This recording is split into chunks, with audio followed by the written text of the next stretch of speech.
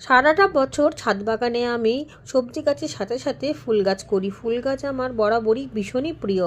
ছাদ বাগানে ফুল গাছ করতে আমি ভীষণই ভালোবাসি, আর ঠিক সেই কারণেই সারাটা বছর ছাদ বাগানে ফুলে ভরে থাকে। গরমের সময় সুগন্ধি ফুলে ভরে থাকে এবং শীতের সময় নানান রং বেরঙের ফুল।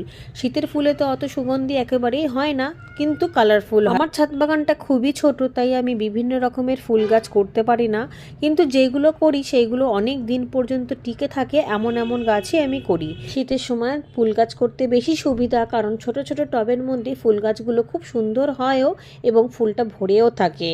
আর অল্প খাবার দিতে লাগে, অল্প জল দিতে লাগে, কিন্তু গরমের সময় জায়গাটাও একটু বড় দিতে লাগে। খাবারের চাহিদাটাও অনেক এবং জলের চাহিদাটাও আরও বেশি। সেই কারণে গরমের তুলনায় শীতকালে ফুল গাছ করাটা খুবই সহজ একটা ব্যাপার। তার মধ্যে কিছু কিছু গাছকে সারাটা বছর সংরক্ষণ করা যায়, যেমন শীতের রানী চন্দ্রমল্লিকা। কিছু কিছু গাছ সারা বছরই